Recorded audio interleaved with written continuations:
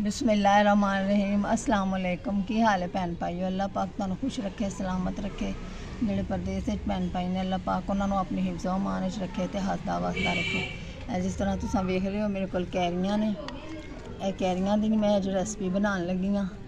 यह कैरियां दे ना मैं अज अंब पापड़ बनाने लगी हाँ ते रेसिपी तुहाडे नाल शेयर करन लगी। मैं मंगवाइयां तो कैरियां 5 किलो ने, लेकिन यह तुहाडे इन्नियां रखियां ने, हाले होर भी मेरे कोल पईयां ने। इहदे चों मैं 1 किलो कैरी दियां ना आम पापड़ बनावांगी तो बाकी दियां मैं कैरियां ना कोई होर रेसिपी तुहाडे नाल शेयर करांगी। हुण इन्हां छिल लैने आ।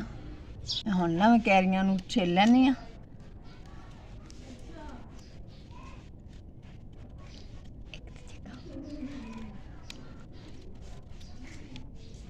तुसीं चाहो तो कटर नाल छिल लो, भावें छुरी नाल छिल लो, जिहड़ी चीज़ नाल मर्जी छिल लो, है तो कटनियां ही ने। मेरा कटर ना टुट गया, मैं इसलिए हुण छुरी इस्तेमाल कर रही हूँ।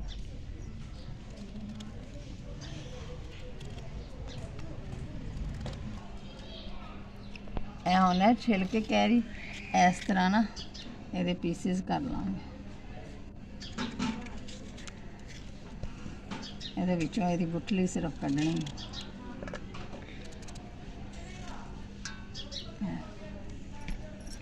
इस तरह ना ये टुकड़े कर लो। तुसीं जिस तरह की मर्जी चाहो कट लो, है तो असीं बॉयल करनी इस तरह ना।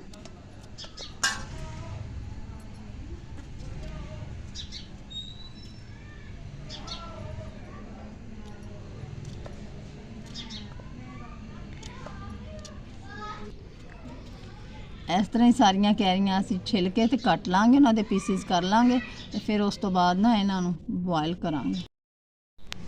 ये सारिया अंबियां मैं कट लईयां ने, 1 किलो ने तकरीबन इमलियां ते मैं 1 गिलास पतीले च पानी दा 1 गिलास है पाउण लगी हाँ।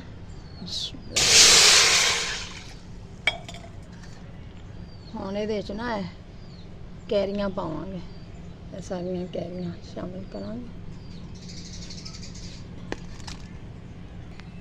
हुण इहदे च कैरियां शामिल करने आ।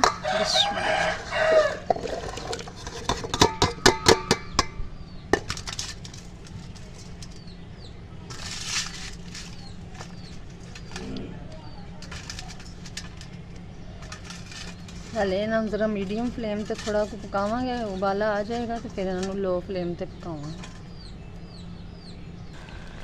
कैरियां हुण पकदियां पईयां ने, मीडियम फ्लेम ते 5-7 मिनट पका के ना फिर उन्हें लो फ्लेम ते पकावांगे, उदों तक जदों तक गल ना जाए अच्छी तरह। देखो कैरियां बहुत अच्छी तरह गल गई ने। चम्मच के नाल इस तरह करांगे ना, देखो फिसदी पई है, बस फुल गल गई हैं। हुण इन्हां नूं उतार लांगे तो ठंडा करांगे। ठंडा करन तो बाद इन्हां नूं ना ग्राइंड करांगे।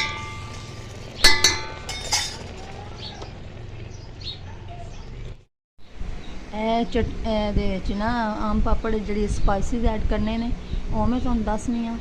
यह नमक है जिहड़ा असीं हांडी च इस्तेमाल करने खाण पीण।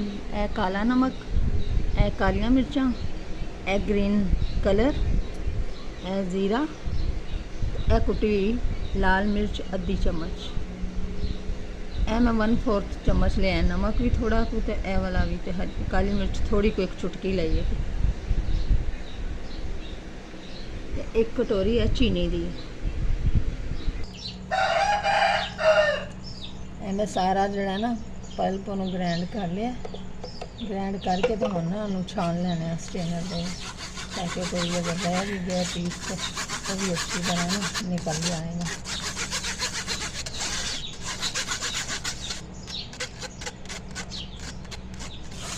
सारी प्यूरी जी है ना यदि मैंगो पल्प छान लिया, छान के अच्छी तरह निकल गया तो फिर भी कुछ भी नहीं, लेकिन फिर भी जो थले भी लगे है स्ट्रेनर नाल इन्हें भी अच्छी तरह ना साफ कर लेंगे। चलो मैं पतीले च पा के हम ग्राइंडर करके ग्राइंड छान के ना पतीले च पा के तो पकन लिए रखे। गैस चले गए तो हम मैं सिलेंडर ते बनाने लगी। कितना अजाब है गैस का भी। ਹੁਣ ਇਹਦੇ 'ਚ ਨਾ ਸਾਰੀਆਂ ਚੀਜ਼ਾਂ ਸ਼ਾਮਿਲ ਕਰਾਂਗੇ।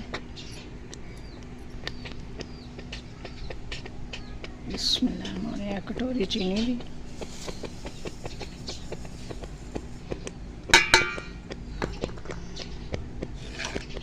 ਇਹ ਸਾਰੇ ਸਪਾਈਸਿਸ ਜਿਹੜੇ ਮੈਂ ਤੁਹਾਨੂੰ ਵਹਾਏ ਸਨ, ਜ਼ੀਰਾ, ਲਾਲ ਮਿਰਚ, ਨਮਕ, ਕਾਲਾ ਨਮਕ, ਕਾਲੀ ਮਿਰਚ।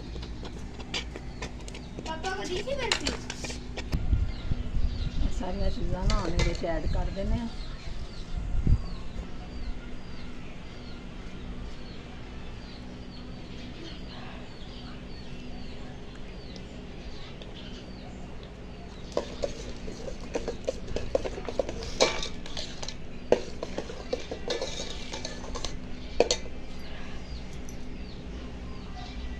सब चीज़ा पा दी ने, ਹੁਣ ਇਹਨੂੰ ਨਾ ਗਾੜਾ ਹੋਣ ਤੱਕ ਪਕਾਵਾਂਗੇ, ਜਦੋਂ ਤੱਕ ਇਹ ਗਾੜਾ ਨਹੀਂ ਹੋਏਗਾ।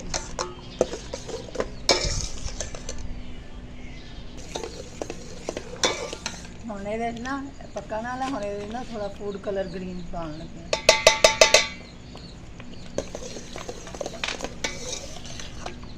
ਕੱਚੀ ਕਹਿ ਰਹੀ ਹੈ ਨਾ, ਤੇ ਇਹਦਾ ਕਲਰ ਗ੍ਰੀਨ ਗ੍ਰੀਨ ਹੁੰਦਾ, ਤੇ ਅਸੀਂ ਇਹਦੇ ਫੂਡ ਕਲਰ ਪਾ ਕੇ ਇਹਨੂੰ ਵੀ ਗ੍ਰੀਨ ਬਣਾਉਂਦੇ।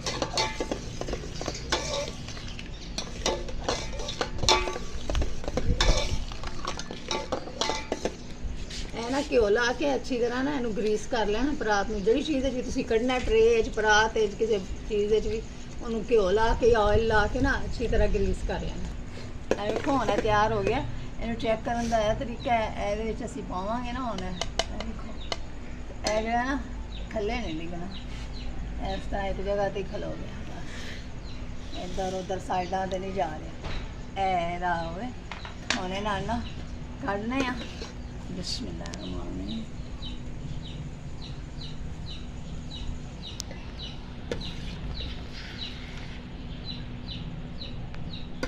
पतली लेयर लाओ या मोटी लाओ, तुहाडी अपनी मर्जी, तुसीं जिन्नी को लेयर लाना चाहते हो। थोड़ी देर असीं पक्खे थले रखांगे, पक्खे थले रखने तो बाद असीं इन्हूं ना 2-3 घंटे ना धुप्पे च रखांगे, ड्राई करांगे।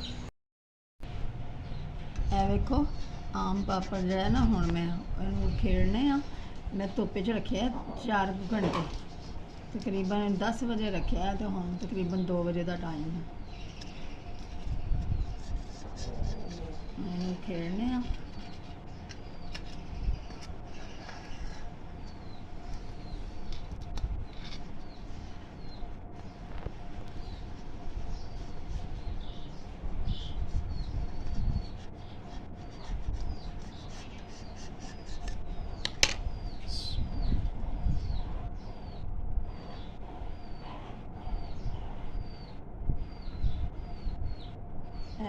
फुल इस तरह पूरा उतर आया। हम इसकी ना कटिंग कर लाँगे।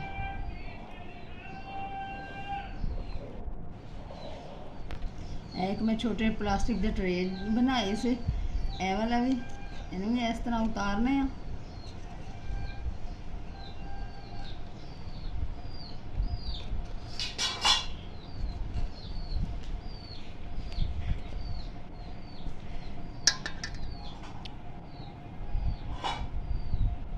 देखो माशाअल्लाह यह भी कितना सोहना उतरिया आम पापड़।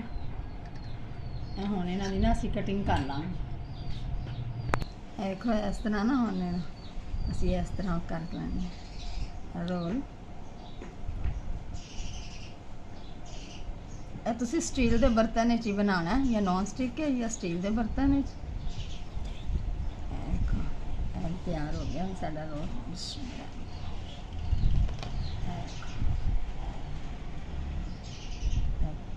कटिंग कर ली।